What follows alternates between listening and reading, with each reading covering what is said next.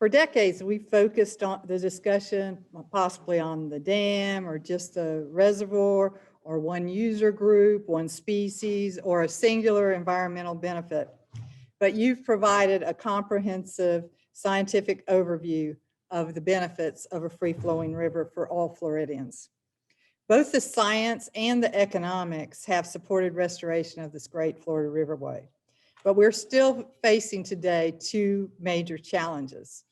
A new challenge, the economic stress that the COVID pandemic has put on the state this year, and the fear of change and uncertainty and loss from anglers and other citizens who maybe never saw the real Ocklawaha, a river alive with fish, cooler by 20 lost springs now covered by the weight of the dam, and a cooler, swifter river with less water quality and invasive plant issues. An advisor of mine once said, she said, I think that the science plan got ahead of the people plan. And I think she was right. So we've put together a 5-step plan focused on an important year that will address both of these challenges.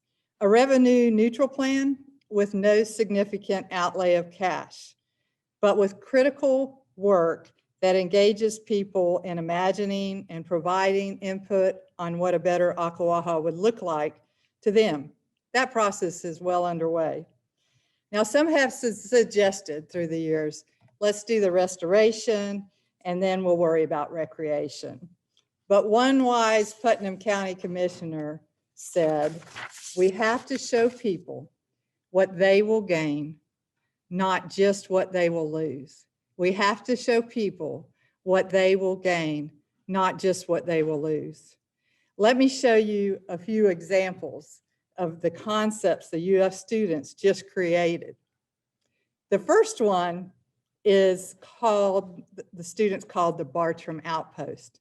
If you're familiar with the Rodman Reservoir and the old Cross Florida Barge Canal, half of that will be filled, the western side, on partial restoration, and half will remain open to the St. Johns River.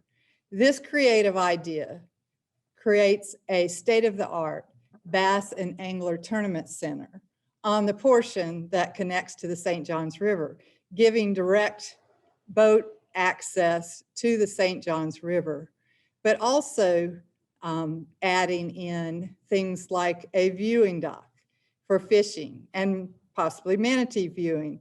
It also provides shallow ponds to the west that can be used to teach kids and families fishing, like maybe the Joe Budd Center in Tallahassee, and it can be used during hunting season for duck hunting, like the Orlando Wetlands Park. A very creative concept. The second one that, and these are just a few of the many great projects, is what we call the Kirkpatrick Recreation Center. Now this is down at the existing dam, as you can see the before and after picture. It's a very upgraded view of that by adding in, leaving the remaining boat ramp, but make that better, and add in potentially a restaurant, a outfitter center, a playground, and making this even better than it is today. So these are just some concepts which I hope that you'll go on to greatfloridariverway.com and look at all the rest. So how that works is included in our framework for our Ocklawaha 2021 for Everyone plan. So the first item on the plan, and if you look at 1, 2, and 3, look at them as a package. So it would include an implementation of funding and a recreation plan to be completed by October 1, with St. Johns River Water Management District as the project manager. We have a great plan that was created in the late 1990s that our science team that you just saw on the list has reviewed and have found it to be relevant and usable today. We just need new timelines, new cost estimates, and we need to build in this important recreation plan. St. John's would be the ideal project manager because they're located near this great resource. And they have studied this resource for years and know about its fish, its water, its habitat. Another part of that first 3 steps is to identify and secure funding sources before we go to the state for final resources. Our teams identified a lot of federal funding sources that can pay for things like dam breaching, which is happening rapidly across the nation, flood protection, habitat restoration, and recreation. With the governor's authorization, agency staff can begin to pursue other funding options to lessen the state outlay. And I am very certain we will have willing partners. It only makes sense, and this has been the case with the Everglades and other areas, where the federal government years ago made an awful mistake, that funding was available to help restore those areas. The third thing, the recreation plan we've talked about, focusing on the Putnam and Marion counties.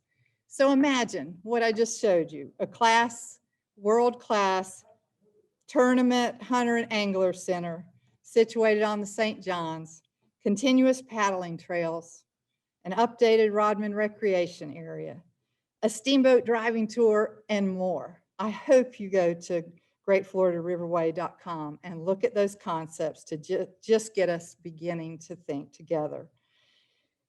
And while restoration is occurring, it is important to target economic development resources for Putnam County, existing and creative resources to bolster Putnam's economy as the restoration process takes place.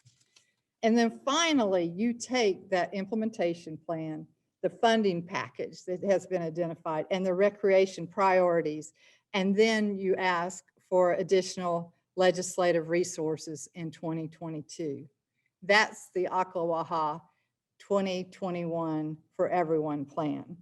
By doing this incrementally in 2 stages, we know our true cost, our updated cost, we have more time to develop funding partners, but most importantly, we have another year to do that people plan, to show people what they can gain, to get them involved in what's most important to them. In closing, I'd like to say, remember the Ocklawaha 2021 plan for everyone, where people and the science come together for a better Great Florida Riverway. Thank you.